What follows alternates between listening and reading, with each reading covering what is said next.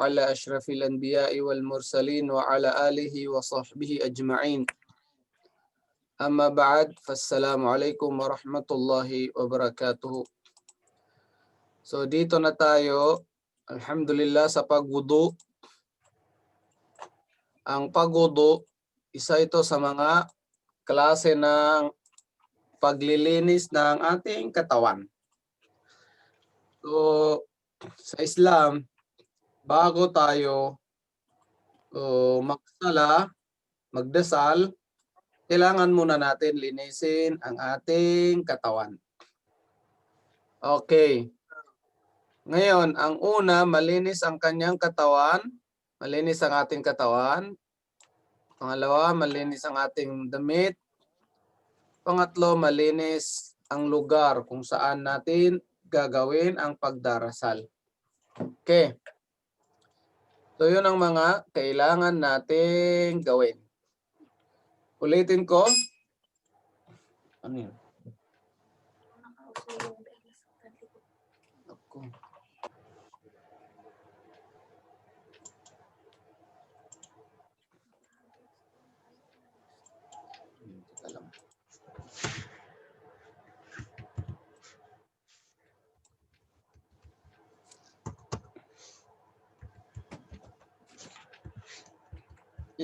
Nilda. Ano ang gagawin natin, Nilda? Bago tayo magdasal, ano ang linisin natin? Ano ang kailangan malinis? Magwudu po, Ustad. Magwudu. After wudu, ano ang kailangan nating masigurado na malinis? Malinis ang Malinis katawan. Damit at lugar Damit. ng pagdadasalan. Okay. Nakikita niyo ba? Okay, next. Kapag kayo ay magwudu, anong kasunod niya? Kailangan merong intensyon. Ang intensyon, bakit nyo gawin ang paglilinis na yan ay para sa Allah subhanahu wa ta'ala. Hindi para sa magulang natin, hindi para kanino man. Bagkus, ginawa natin ang paglilinis ay para sa Allah subhanahu wa ta'ala. Kaya tanungin natin ang ating sarili, bakit ko to gagawin? Walang ibang dahilan. Gagawin ko to ay para sa Allah subhanahu wa ta'ala. Yun ang isa sa mga intention natin. Pangalawa, bago ka magwudu, magsabi ka ng anong sasabihin mo bago magwudu? Bismillahirrahmanirrahim. Okay. Bago ka magwudu, kasi ang simula ng wudu, ang umpisa niya ay paghuhugas ng kamay. Ngayon, bago mo hugasan ang iyong kamay, kailangan mo munang mag-Bismillah. Bismillahirrahmanirrahim. Okay. Next, ang pangatlo, hugasan ang dalawang kamay. 3 beses mo to hugasan. Okay? Ngayon, paano maghugas ng kamay? Ganito yung kamay natin. Kumuha ka ng tubig. And then, pag naghugas ka, kailangan mo ganyanin. Para mabasa ang lahat. Hanggang dito, sa may joint. So, pag ganyan na, kailangan magganyan talaga para mabasa ang lahat. Parte ng katawan natin, mabasa siya. Nakuha nyo? Para mabasa ang lahat ng parte ng kamay natin. Kailangan nyo talagang ganyanin. Ganyanin. Nakuha nyo yun? So, yun na. Next. Ang pangapat, kailangan magmugmog. Ano yung magmugmog? Magmumog. O magmugmog, magmumog. Anong gagawin mo pag magmumog na? Ipasok mo ito, muha ka ng tubig dito sa kamay mo, and then ipasok sa bunganga. Kailangan mo talaga paikutin ng tubig sa loob ng bunganga. Yung ganun. Bugbog ganunin. Mas mainam, bago ka magmugmog, mag-toothbrush mag-toothbrush ka muna. Mas mainam, bago magmumog, bago magwudu, mag-toothbrush muna. Kasi ang Allah subhanahu wa ta'ala, inna Allah tayyibun, la yakbalu illa tayyiban. Ang Allah ay malinis, hindi niya tinatanggap ang isang bagay kung hindi malinis. Okay. So yun ang pangatlo, pangapat, magmumog. Pero dito may pero dito. Kapag ikaw ay nasa loob ng ayuno, fasting ka, kapag ikaw ay nagpa-fasting, huwag mong pasobrahin ang pagmumog mo. Baka umabot dito sa lalamunan, masira ang iyong ayuno. So yun ang iwasan natin. Pag tayo ay nag-ayuno, huwag masyadong sobra. Huwag pasobrahin. Okay. Ang next, ang ilong sisinghutin. Ngayon, may sinabi, ang sunna is, pag mayroon kang nilagay na tubig sa kamay mo, magtira ka ng konti para sisinghutin ng inyong ilong. Ilagay sa ilong. Mag-iwan ka ng konti tubig ang pinagpupuan mo.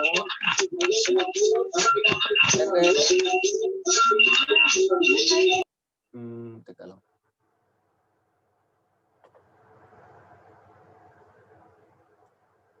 Okay. Ano mangyari doon? Sino tawag natin? Hindi nakikita yung pangalan nila. Ano yung gagawin mo, Denmark? Pag nagmumog ka na, ano ang exemption ng mumog? Ano ang ingatan mo sa pagmumog mo? Konti lang po ang ilalagay na tubig sa bibig po para hindi po pumasok sa lalamunan, para hindi po masira ang pagpa-fasting.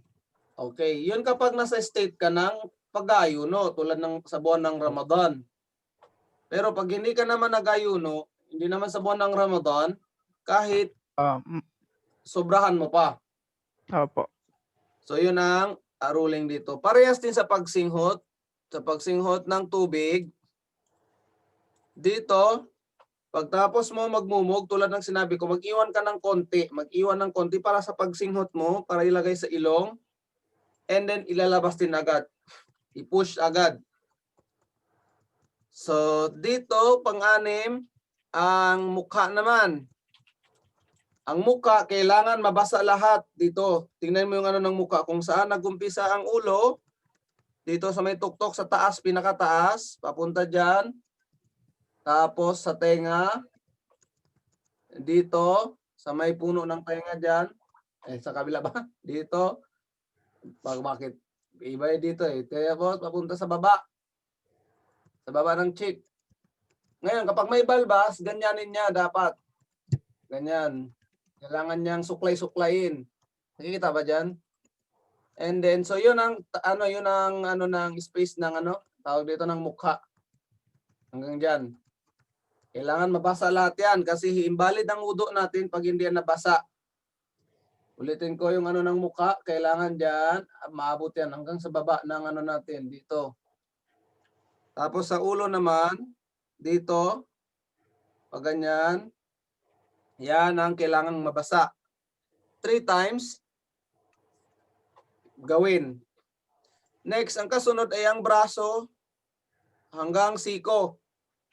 Ngayon ang braso natin, yung siko dito, kailangan mas mainam kung after talaga siya.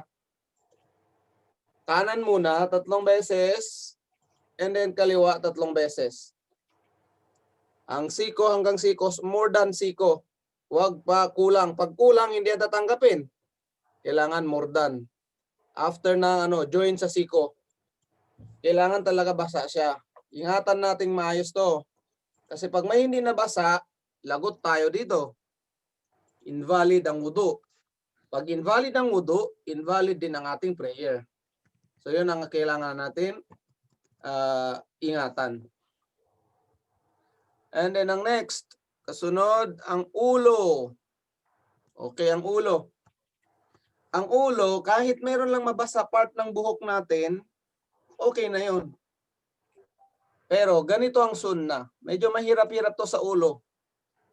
Ang sunna sa ulo, di ba, kumuha ka ng tubig, basahin mo lang ang kamay mo, Tapos kahit ipakpak mo na ganyan yung tubig. And then, etong tatlo, tingnan yung tatlo. Ganyan. Ilagay dito. Ganyan ninyo, papunta sa likod. Nakita nyo? Etong ganyan, papunta sa likod. Tapos, pag isuklay mo pabalik, pag ganyan na. Suklayin natin pabalik, pag ganyan. Nakuha niya yan? Tatlo lang. Ito, pag ganyan. And then, pababa. Pababa ulit. Balik mo ganyan. Tapos ito, ilagay ito sa loob ng tainga. Ilagay sa loob ng tainga. Ilagay sa loob ng tainga. And then, etong kamay natin, dalawa, dito sa labas ng tainga. Labas. Nakuha nyo? Okay, pakidemo nga, Zadik. Demo mo nga sa atin. Kalang, ipin kita dito sa video. Tad, ilayo mo yung ulo mo para ano, pag yuko Ilayo ko mo muna. makikita. Oo. Ano mo nga, patrasin mo yung ano natin. Sige, Zadik. Tingnan ko nga, Zadik. O, ganyan, Zadik. And then, Tapos Rika. ibalik natin Balik. papuntang. Okay. Tapos, yung ito, pintuturo Tapos itong ituturo sa earlobe natin. sa loob ng So, tainga. babasa lahat. Oh, yes.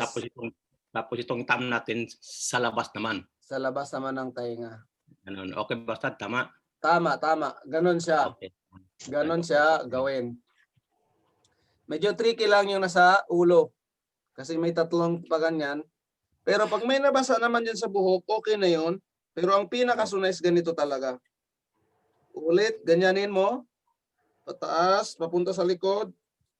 Sa may ano talaga, sa uling, saan tumutubo ang buhok. Doon talaga sa i-end. Talikod ka. Ha? Tumalikod ka para Dito. Nakikita nyo? alisin mo yung Ganyanin natin. hindi nakikita. Saan? Alisin mo yung Amerikano na hindi nakikita. Hindi nakikita. O, ganyan. Kasi nakaganon. Alam na nila yun. Saan last tumutubo yung buhok doon? Okay, next. Ang dalawang tainga, loob at labas. Yan, na-explain na natin. Dalawang tainga, isali na natin doon. Okay. Next, ang paa. And then, ang paa, unahin ang kanang paa. Lahat naman. Sinabi ko na nga. Unahin lagi. Always sa pagwudu, unahin lagi ang kanan bago ang kaliwa. Tatandaan nyo? Sa pagwudu natin, lagi unahin. Laging uunahin natin ang kanan bago ang kaliwa. Okay, next. Sino pa? Ano pa? Sunod. Pakibasa nga, Zadik.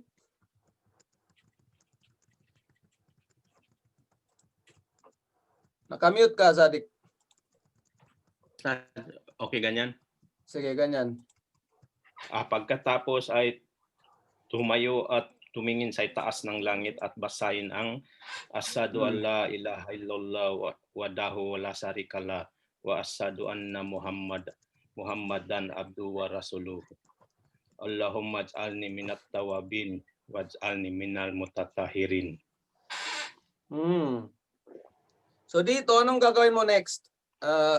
May tanong ata si Sino to? Si Julie. Ba't nag-raise ka, Julie? Assalamualaikum po, Ustad. Waalaikumsalam. Ano yon? Ang question ko lang po, kasi po, clarification lang po. Kasi Sige. sabi po dito sa, ano po natin, ang sa wudu po, ang ulo at saka yung dalawang tenga, loob at labas, 3 times po ba siya? Or 1 time lang po siya sa ulo and then earlobe? Okay, very good question. Ang pinakamainam, ang sunnah kapag ulo, 1 time. Ang pinakasunna sa ulo, 1 beses lang gawin. Kung gagawin mong 3 beses, gawin mong 3 beses, wala namang problema. Pero kung gawin mo 1 beses, mas mainam. Kasi yun ang sunnah. Okay po. Apa? Sa kalahokairan po. Ayan Opo. po. Thank you. Okay, ngayon ang dalawang paa, 3 times. Oh, si Latifa. Yeah, assalamualaikum Ustad. Salam. Ano pa ibig sabihin? Paki-translate na lang po Ustad kung ano ibig sabihin ng itong dua? meaning lahat. Opo, ito. Opo. Sige. Tapos, yung paa naman again. Yung paa, kailangan after ng join, pataas. Kailangan after ng join ng paa natin. Sa foot. Hindi paa dito, baka mamaya. Ipakita ko yung paa ko. Maganda pa naman paa ko. Hindi makita. Wag na, nakakaya pakita yung paa. Basta ang mahalaga, yung paa natin, ano tawag dito kung saan tinatapakan? Yung pantapak natin. Talampakan. Talampakan, papunta sa join. Yung first join dito sa taas konti. Hindi yung join dito sa tuhod. Hindi abot ng tuhod. Yung join lang, sa taas-taas ng join. Yung bukong-bukong. Bukong-bukong. O ano ba yun sa pangalan niya sa Tagalog? Yun na yun. Yun na yun. Basta yung matigas na buto. Yes. Basta Buko-buko. susobra doon, pataas. Uncle. Okay, next. Ang meaning daw ng ashhadu, alla ilaha illallah, ako ay sumasaksi na walang ibang Diyos maliban kay Allah. Ashhadu alla ilaha illallah, ako ay sumasaksi na walang ibang Diyos na dapat sambahin maliban kay Allah. Wahdahu la syarika lah. Tanging nag-iisa at wala siyang katambal. Tanging nag-iisa at wala siyang katambal. Subhanallah. Walang katambal ang Allah. And then, next. Wa ashhadu, at ako ay sumasaksi na si Muhammad. At ako ay sumasaksi na si Muhammad. Abduhu, alipin niya. Tingnan nyo, alipin siya. Kasi ang propeta, kailanman, never talaga yan maging Diyos. Si Sahara at saka si Sarah. May tanong kayo? Yes po, Stads. Assalamualaikum. Waalaikumsalam. Stads, para po sa mga kababaihan, tanong ko lang po, kailangan po ba talaga i-remove yung hijab para talagang makumpleto yung wudu? Opo, kailangan Kasi talaga. meron Kaya po- kailangan yung babae, pag mag-wudu sila, yung sa lugar na walang lalaki. Okay po. Kasi sa according po dyan sa nalaman ko dyan din po sa Markaz kay Ustaz, ano ba yung pangalan niya? Nakalimutan ko. Pwede rin po hindi rin daw po i-remove yung hijab. As long as na hindi lang mababasa yung kamay na para i-wudu. Tama po ba yun? Ang ano dito, ang point ganito, ang mahalaga is mabasa ang buhok. Kahit may part lang ng buhok natin mabasa, enough na yun. Enough ha? Pwede na. Ngayon, di ba pag nag-hijab ka, hindi mo natanggalin kasi gusto mo lang basahin lang dito, okay na yun sa ibang madhab. Ang sinasabi ko lang dito kung ano ang pinakamainam. Pinakamainam na way, yung ganunin mo siya. Tulad din yan ng pera. Ganito. Kapag gusto mo ng malaking reward, dollar, gawin mo yung tulad ng sinasabi ko. Kung gusto mo ng peso, gawin mo yung kahit part lang lang dito. So no need ka na magtanggal ng hijab mo. Nakita mo sa reward kung anong pinagkaiba? Okay. Tanggalin mo na lahat para dollar. Siyempre, Sukran. Muslim dollar tayo. Okay, ganun siya. May tanong si Sarah? O si Sadik, may tanong ka Sadik? Yes, Ustads, yung Ustads, yung nakamidjas tayo regarding of yung nakamidjas, ano ba yung ano natin doon, ruling? Sa medyas naman, ganito ang medyas. Pag may wudu ka na, and then nagsuot ka ng bagong medyas, malinis na medyas, and then na-invalid ang wudu mo, ngayon pwede kang hindi mo na alisin yung medyas na yun, hindi mo na hugasan ng paa mo. I-tap mo na lang, andito yung paa, ganito yung paa, balay himasin mo na lang ganyan sa taas ng medyas mo. Nakuha nyo? Okay, so how many Example. times, Ustad? Example nag-fajar ako kanina. Okay. After fajar, nagsuot ako ng medyas. pumunta ako ng opisina. Ngayon, before Juhur, umihi ako. Ngayon, magwudu na ako para sa Zuhur. Ngayon, pagdating sa paa, meron akong option, hindi ko na alisin yung medyas, itap ko na lang dito. Hindi ko na hugasan ulit ang paa ko. Sa taas ng medyas ay tap, hindi sa baba. Sa taas ng medyas. Okay. Isang beses lang o 3 beses mo itap, kanan muna bago kaliwa, and then tapos na, magdua ka na. Naku ang point Okay. sa paghimas ng medyas, Yeah, so one more thing, Ustad. So how many hours that one will be valid? 24 hours. At mag-start ang Okay. kanyang validation, mag-start ang bilang mo kung kailan ka first naghimas. Kung kailan ka first nag-tap sa taas ng medyas, doon mag-start ang bilang. Okay, just a kalokar. Okay, kung limbawa, nag-start ka nag-ganon ng medyas mo before Juhur. So, ma-invalid siya before Juhur pagka kinabukasan. Ngayon, Okay. meron pa. Pag traveler ka, 3 days. Pag traveler, 3 days. Pag nasa isang lugar ka lang, 1 day. Okay, Mu'mina Dizon. Assalamualaikum po, Ustad. Sige po. At after mo si Sarah, parang may tanong. Yan lang. Assalamualaikum po, Ustad. Waalaikumsalam.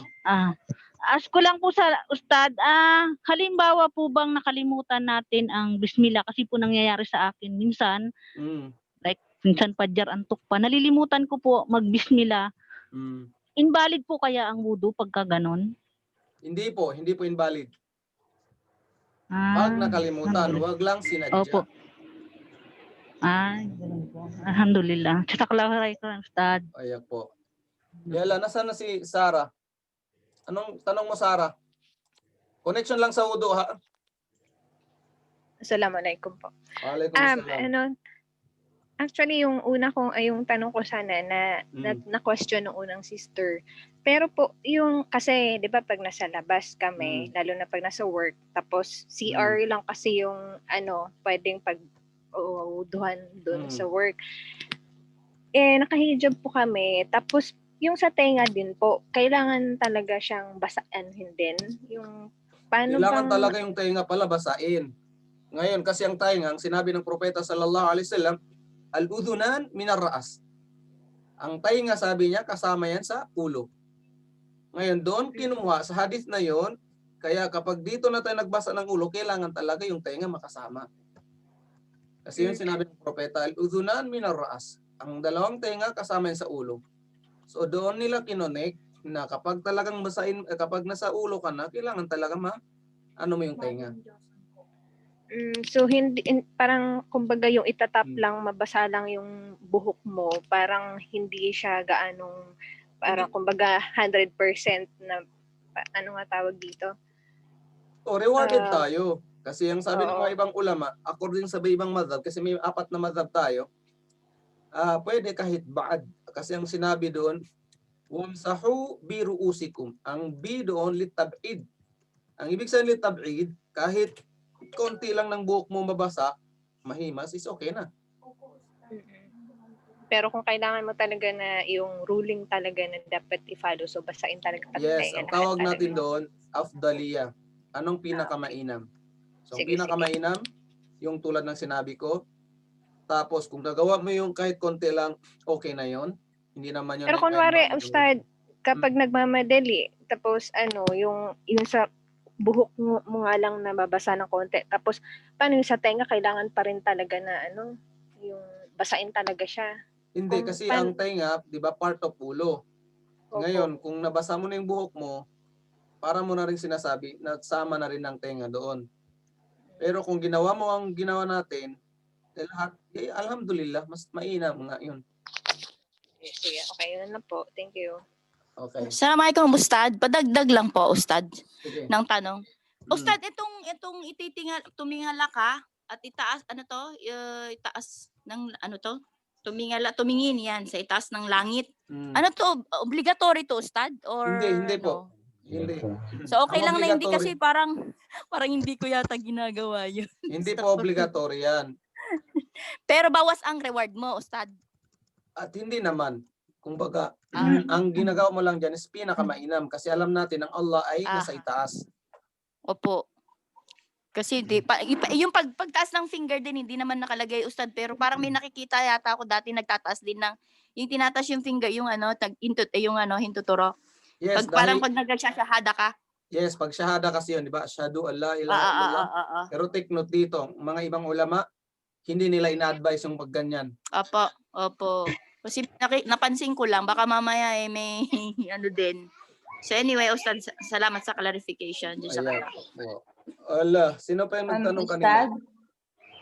Yes. Ustad ako po. Mila. About po sa wudu, okay? Ano naman pong about sa gusil? Pagligo? Opo. Ano yung tanong mo doon? I mean, sa intention about sa like, hide po ba yun? Hide or janabat? Okay. Hide or... Ang hide kasi, isa siya sa mga klase ng yung kabuuanan ng every month na ng pambabae. Ang tawag doon, hide. Opo. Monthly menstruation nila. And so then, paano po yung paano po yung paggusil doon? Okay, ganito. Ang unang gawin mo, dalawang meron, no? Haid or after manganak, ang tawag doon nifas. Haid or nifas. Ngayon, ang unang gawin natin is linisin natin kung saan sila lumalabas. Alam niyo ba kung anong point ko doon kung saan lumalabas? Or sa madaling salita, linisin muna yung private part. Private. And then, anong gawin? Actually, ang una pa lang, maghugas ng kamay. And then, maglinis ng private part. And then, after noon, magwudu. Ano yung magwudu? Okay. Pero ang sabi po kasi kailangan basta after ng paghugas ng private part, tapos hugasan ng right hand and left hand. Then, wudu. Straight wudu. Hindi. Tama po ba yung ganun? Ang mauna talaga is maghugas ng kamay bago mo hawakan ng lahat. Okay. Opo. Tapos Diba? private part. Tapos right wudu. hand. Opo. Half right hand. Hindi ganito, hindi right hand. Pagkatapos mo Hindi, I mean po yung yung half body. Half body, right? yes. Opo, yung sa yung part ganun. ng right natin, sa right part natin, Opo. and then sa left part. 3 times. And then going to straight wudu. Basahin ng lahat. Okay. Tapos ka na nagwudu eh. Basahin mo ng lahat. Opo. So same lang po sila, both hide tsaka janabat. Parang Yes, same lahat yun. Ngayon, mayroon pa akong sasabihin sa'yo. Dalawa lang ang rukun ng pagligo sa junub. Parehas lang yan. Haid, nifas, at saka yung paglapit ng mag-asawa, parehas lang ang pagligo dyan. Same method. Okay po, okay. Ngayon, ang dalawang rukun na yun, kailangan mo makomplete yung mabasa ang lahat ng part ng katawan mo at saka yung intention mo na maligo dahil sa junub. Maligo dahil sa junub. Kasi lahat ng klase ng tatlo na yun ay junub pa rin. Yung after ng haid, after ng panganganak, at after ng paglapit ng dalawang mag-asawa, ang tawag doon, junub. So kailangan ng tatlo na to, pag mayroon sa isang tao, kailangan nilang maligo. Ngayon, ang required lang sa kanila talaga is, ang required, mabasa ang lahat ng katawan at mayroon silang intention. Yun ang required. So ngayon, kung hindi nila ginawa, yung tulad ng sinabi natin, ang importante lang binasa nilang part ng katawan nila at meron silang intention, okay na. Nakuha na nila kung ano yung kailangan. Nakuha? Opo. Nasa kalaki po. Okay, next. Assalamualaikum Ustaz uli. Ustaz, ano po ba ang pagkakaiba ng gusul at saka wudu? Ang gusul at saka wudu, mas broad. Mas marami kang gagawin sa gusul. Okay. Ang ibig sabihin ng gusul, literally, pagligo. Ang gusul sa literally, pagligo. As in, basahin mo talaga whole part mo. While ang wudu, binabasa mo lang yung specific part ng katawan. Kamay, mukha, buhok. at saka ng paa. Kamay hanggang siko ha. Tapos buhok, yung mukha na specific natin, at saka yung paa. At saka tapos, kailangan yung ano siya, in order. Hindi pwede in any order. Talagang taritive siya. In order talaga. Nakuha niyo yun? Opo. Ustad, yung sa gusto sa pagligo, yan pa pwede po ba yan siya gamitin sa pag-hide? 'Di ba? Yung may, tama. 'Di ba pag naligo ka dahil sa junub, ang gagawin mo muna ay hugasan mo ang kamay mo, and then hugasan ang private part, and then basain mo dito sa kanang kamay, kanang parte ng katawan dito, kanan galing sa ulo mo. Tapos 3 beses yun na, sa kaliwa ka naman magano ng tubig, 3 beses. 3 times. Saka mo basahin ang lahat ng parte ng katawan. So ang wudu na yon, ang wudu sa loob ng pagligo mo, parehas din pati sa pagwudu mo bago ka magsala. Okay. Jazakallahu khairan Ustad. Payak. Si kanina pa yan, si Marjeda. Assalamualaikum Ustad. Tanong mo. Pwede pong pakibasa po yung babasahin kapag pagkatapos ng wudu kasi po di ba po kapag naiiba yung bigkas, nag-iiba rin yung meaning. Okay. Sige. Inshallah. Si Zainab, may tanong ka? Assalamualaikum Ustad. Waalaikumsalam. Yun pong yung pag magwudu, pagkatapos po ay yung tumayo at tumingin sa taas is ko lang po na kailangan po nakaharap din po sa kibla. Yun ang kailangan, yung makaharap ka sa kibla. Opo. Ang marap ka sa kibla is although hindi naman yun obligatory, sunnah. Okay, kailangan ma-differentiate natin ang obligatory at saka sunnah. Ang sunnah, gawin mo, alhamdulillah. Kung hindi mo gawin, hindi ka naman magkasala. Pero pag obligatory, kailangan mo talagang gawin yun. Ngayon, ang pagharap sa kibla, sunnah. Hindi siya obligatory. Okay, sa dua, sinasabi natin dito. Opo. Hindi sa lahat. Kasi kapag sa prayer, obligatory talaga, humarap ka sa kibla. Ella, Maricel. May tanong ka, Maricel? Assalamualaikum Ustad. Waalaikumsalam. Tanong ko lang po yung regarding sa wudu. May nakikita po kasi akong binabasa yung back ng neck. Valid po ba yun? Anong binabasa? Yung sa likod po ng neck. Aywa, yun na isa sa mga siguro dahil sa hindi nila alam. Pangalawa, dahil sa nakasanayan nila.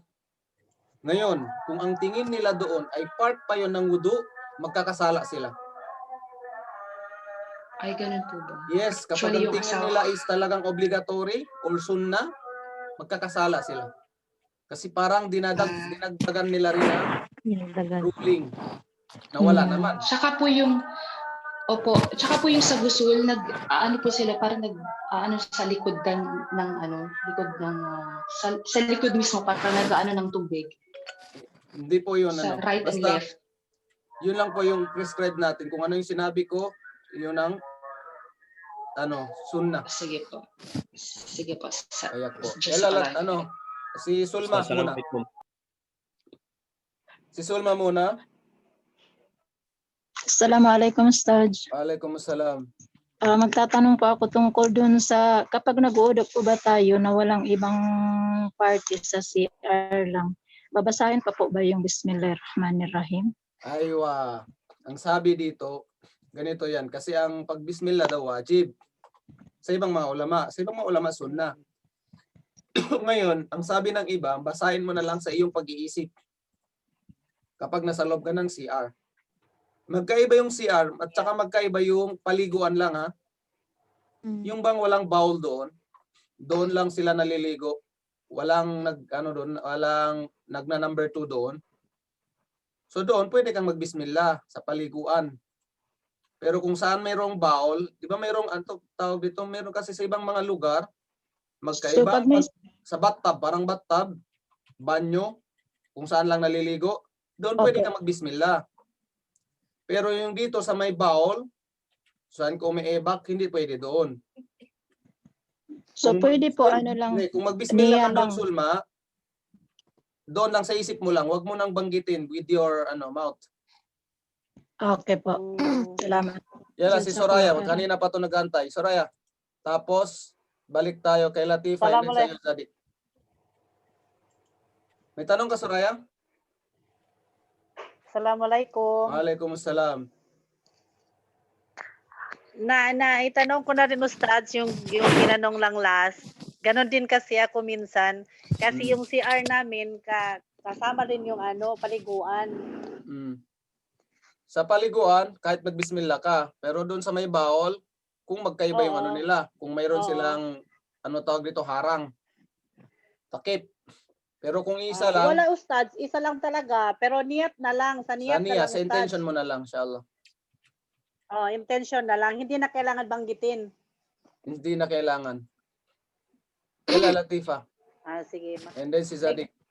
And then continue tayo. Ano sa kayo, yung yung kakatapos mo lang maligo, kailangan mo pa rin ba maggudo? Pag nagudo ka na, hindi mo na kailangan ulit maggudo. Sa ligo nga. Hindi, naligo po. Kakatapos lang po maligo. Ano bang ligo Kailangan- yun? Ligo galing sa junog? Hindi, ligo lang na normal. Normal lang naligo. Hindi. No need na magudo. Except na Ano lang, nila maggudo? except na lang Latifa, kung may plano kang magdasal, Oo. kailangan pa rin ka magudo. Kailangan mo pa rin maggudo. Yes. Okay. Yala Zadik, last. Assalamualaikum Ustads. Waalaikumsalam. Ustads, itatanong ko lang, ano-ano ba ang nakaka-invalid sa ating wudu? Okay. Ano-ano nakaka-invalid sa wudu? Number 1, kapag mayroong lumabas dyan sa dalawang private part. Pag may lumabas dyan, automatic yun. Kahit anong lumabas dyan, kahit isang patak lang yan. Automatic yan, ma-invalid ang wudu. Alam niyo na kung anong ibig kong sabihin. Sa dalawang private part natin, kapag may lumabas dyan, kahit isang patak, automatic, invalid ang ating wudu. Ngayon, ang iba naman yung kasama doon yung pag nagsuka ka, sinadya mo, inusok mo yung bunganga mo para sumuka. Invalid yun. Ano pa? Pagkain ng karne ng camel. Kasi sa pagkain doon ng karne ng camel, nangangamoy yung bunganga natin, which is hindi naman, sa ibang maulama, hindi rin yun hindi yun invalid. Karamihan ng ulama invalid. Kasi ang ruling kasi ganito, lahat ng lumalabas nakaka-invalid. Lumalabas sa dalawang parte sa dalawang private part, yun ang talagang nakaka-invalid. Maliban doon, huwag niyo na muna inisipin yun. Okay? Meron pa yung pagtulog ng sobrang tulog, yung mahimbing ka talaga, wala ka nang namalayan kung saan napunta yung kamay mo, yun nakaka-invalid din yun. Kasi hindi mo alam. Kasi kasama rin sa nakaka-invalid ng wudu, kapag nahawakan ng kamay natin ang private part natin. Nakuha nyo? Isa rin yun sa yung bawang Ustad, Tagalog, bawang. Kailan? Bawang sibuyas ba 'yon? Bawang sibuyas. Makruh. Pag masyadong matapang. Makruh. Ang pinagbawal lang doon is kano tawag dito yung kasama mo sa prayer, madidisturbo mo. Pero sa wudu, hindi yun nakakasira ng wudu. Okay Ustad. Ang iniwasan lang magmumog na lang. doon, mababahuan ang kasama mo. Oo, Kaya magmumog naging na lang makruh. mag-toothbrush na Pumunta ka lang. sa masjid. Shukran Ustads. Jenebay, si Raji.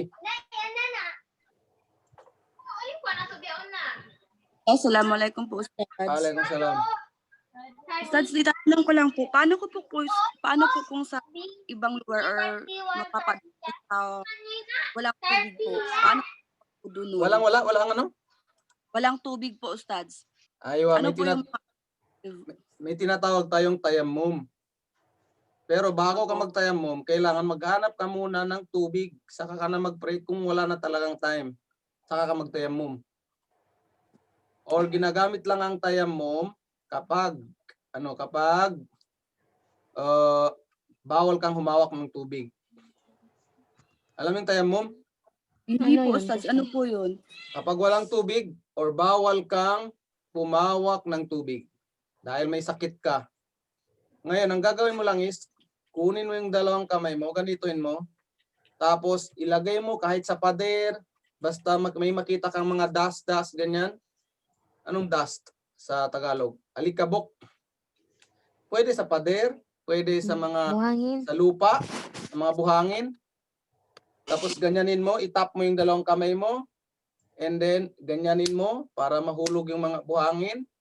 And then, anong unang next mo gawin? Ilagay mo sa mukha. And then, kamay. And then, tapos na. Para ka na ring may wudu. Para ka na ring may wudu. Ulitin ko, itap mo to sa mga buhangin, sa lupa, or sa dingding. And then, ganyanin mo. And then, anong next? Dito mo sa mukha muna pala. And then, kamay. Hanggang siko. Tapos na. Parang may wudu ka na rin. Anong purpose doon? Kapalit lang yun ng wudu. Kapag hindi ka pwedeng gumamit ng tubig or kapag walang tubig. Okay po. Okay po, Ustad. Okay. Same with sa pagligo. Kung ganun din. Kung wala kang nakitang tubig, panligo mo, ganun din ang gagawin mo. Or bawal sa'yo maligo dahil may sakit ka. Sa junub ba? Ako, Ana? Okay, Cyril. Last si Cyril. Wala na. May tanong ka, Cyril? I-unmute mo. Unmute ka muna, Cyril. Yeah. Assalamualaikum, Ustad. Ustad, yung sa Ustad, sa nakalabas na tuhod, hindi ba siya pag yung sa lalaki? Hindi ba siya nakakaputol ng wudu? Hindi. Hindi ba aurat din yung Ustad sa lalaki? Hindi. Sa lalaki kasi ganito. Sa wudu, pinag-usapan natin, hindi sa sala. Ustad.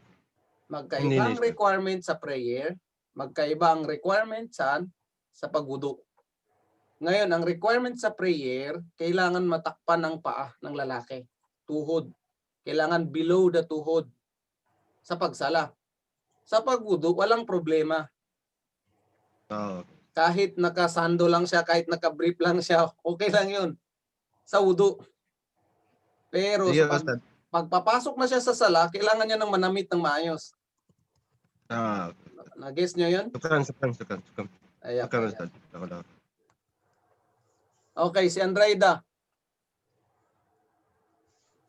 Ustads, yung about po sa paghawak sa private part, yung para sa mga nanay po na may babies or may maliit na anak, pag example, kailangan po nilang hugasan na nag-poop or nag-ihi, kasama po doon ba yun na ma-invalid ang wudu?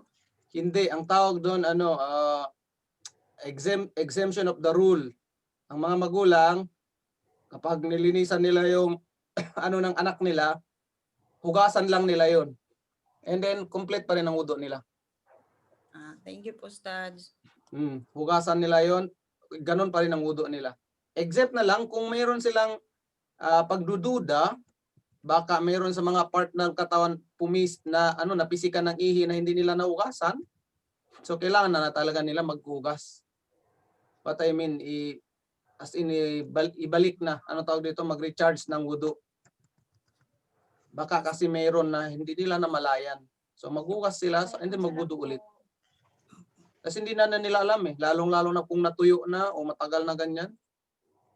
So kailangan nila nang maghugas at magwudu ulit. Okay, dito lang muna tayo. Ulitin ko, asyhadu an la ilaha illallah. Walang ibang Diyos na dapat sambahin maliban kay Allah. Anong wahdahu? Nag-iisa siya. Kasama po sa atin. La syarika la, wala siyang partner. Wa asyhadu anna Muhammadan, at ako ay sumasaksi na katotohanan si Muhammad, ang anna, katotohanan na si Muhammad, abduhu wa rasuluh. Abdu, alipin ng Allah, at sugo ng Allah. Alipin. Abdu, alipin ng Allah, alipin niya, wa rasuluhu, at sugo niya. And then, Allah maj'alni, o Allah, gawin mo ako Allahumma ij'alni, o Allah, gawin mo ako minat tawabin, isa sa mga tawabin, yung laging nagbabalik loob sa iyo. Ang tawabin nagbabalik loob sa Allah. Yung bang pag may nagawa siyang kasalanan, agad-agad siyang humihingi ng patawad sa Allah. Yun ang tawabin. Waj'alni, at gawin mo ako minal mutatahirin, at gawin mo ako isa sa mga laging naglilinis. Tingnan mo, sa dua pa lang, ang paglilinis ay nandyan na. Sa dua pa lang, ang paglilinis ay andyan na. Okay. Ano, ulitin ko pa? O pwede nyo naman to i-review. Nakapost naman to sa Facebook. Next. Ano mo na dyan? Saan ta? Hanggang saan? Hanggang doon lang. Hindi na doon. Tapos na rin yung time. Okay. Next. Ang pagdarasal naman. Tingnan natin. Wala lang natalong sa taas. Tungkol sa wudu. Pagdasal na. Pakibasa nga, Zadik. Pakibasa, Zadik. Ustad. Pansamantalang pinapahintulutan ang mga bagong Muslim na magdasal kahit hindi pa nila naisasaulo ang mga babasahin sa loob ng dasal. Okay. Pansamantala, pinapahintulutan. Pansamantala, from the word pansamantala, hindi pwede ganun ka na permanently. Hindi pwede. Kailangan mo talaga maisaulo kung ano yung mga babasahin sa loob. Okay. And then next. Kailangan after nun, mag-start ka na magsaulo ng mga babasahin. Okay. Next. Zadik.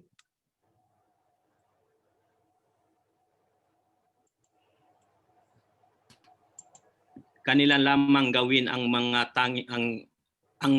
tanging galaw at posisyon. Okay, kailangan lang nila i-familiarize kung ano yung mga galaw. Pagtayo, pagruku, pagsujud, pagupo, and then sujud ulit, and then tayo naman sa pangalawang rakaat, ganun.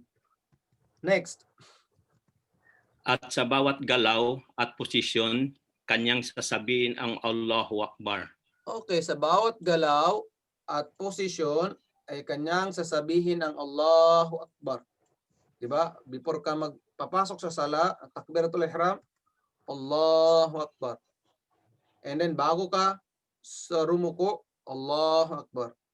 Pag tayo mo, doon lang ang iba. Pag tumayo ka na galing sa ruko, Sami Allahu liman hamida. Pag ma'mum ka, hindi ka na magsami Allahu liman hamida, ang sasabihin mo lang, Rabbana lakal hamd. Rabbana lakal hamd. Okay, makikita din natin mamaya. Bastang mahalaga, sa bawat galaw, bago ka lumipat sa ibang galaw, ay magsasabi ka ng Allahu Akbar, except kapag ikaw ay nasa ruko, yung tatayo ka na. Yung ruko, yung nakabaw ka, tapos tatayo ka na, doon lang ang iba. Maliban doon lahat, Allahu Akbar. At meron pa pala pangalawa, yung lilingon ka na ganyan, Assalamualaikum warahmatullahi wabarakatuh. Paglingon mo sa kaliwa, ganon din, Assalamualaikum warahmatullahi wabarakatuh. So yun lang ang dalawang iba ang sasabihin mo. Maliban doon, puro Allahu Akbar lahat. Okay, kung may katanungan, busin na natin hanggang 8. 6 minutes more. Ang tanging, continue mo nga. Zadik. Ang tanging kilos at gawa sa loob ng isang rakaa na dasal. Okay. Ano yun? Number 1.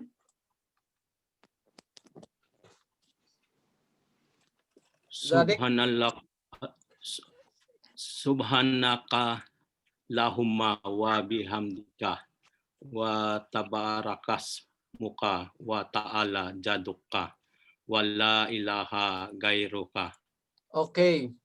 Ngayon, after mo ng Allahu Akbar, yung first Allahu Akbar mo, takbiratul ihram, ito yung kasunod niyang sasabihin mo, Subhanakallahumma wa bihamdika, wa tabarakasmuka, wa ta'ala jadduka, wa la ilaha ghairuka. Okay, subhanaka. Zadik, may tanong ka?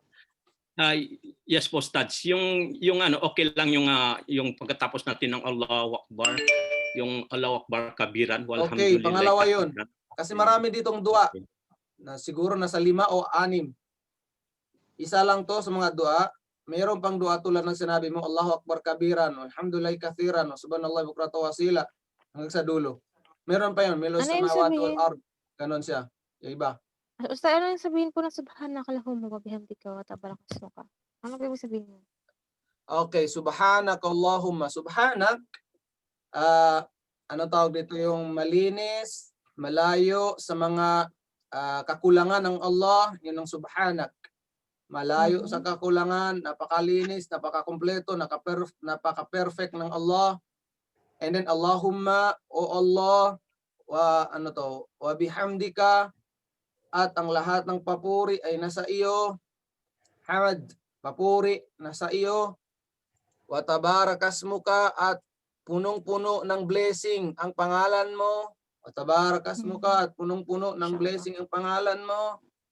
Wa ta'ala jadduka, at napakataas, napakadakila ng karangalan mo. Napakadakila ng ikaw ang pinakadakila. Wa ta'ala jadduka, ikaw ang pinakamataas. Wa ta'ala jadduka. Pakiulit nga, Latifa. Meron pa pala, no? Ang wala ilaha ghairuka, at walang Panginoon maliban sa iyo. At walang Panginoon maliban sa iyo. Wala ilaha ghairuka. Subhanakallahumma. Pakiulit nga, ano? Nasulat mo ba? Latifa? Saan si Latifa? Nawala. Ustad, nagkawalaw-law po yung internet po. Hindi ko na marinig ang sinasabi mo. Okay, subhanakallahumma. Ang subhana, ano tawag dito? Malayo ang Allah sa mga kakulangan, sa mga kapintasan. Malayo ang Allah dahil ang Allah ay kumpleto.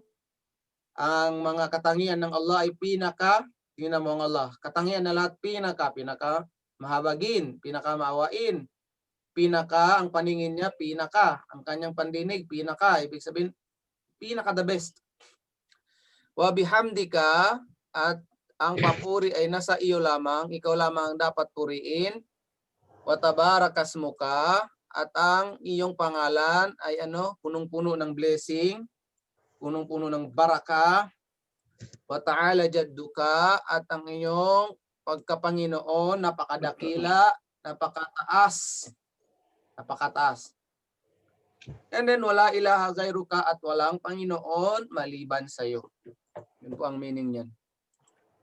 So, hanggang dito na lang muna tayo, inshallah. Nandoon na yung quiz ninyo sa Google Classroom. Yung mga may Google Classroom dyan, yung wala tayong magawa. Pumasok muna kayo sa Google Classroom. Anong na yung setting niya? Kanya live streaming, Stad? Stop muna, bro.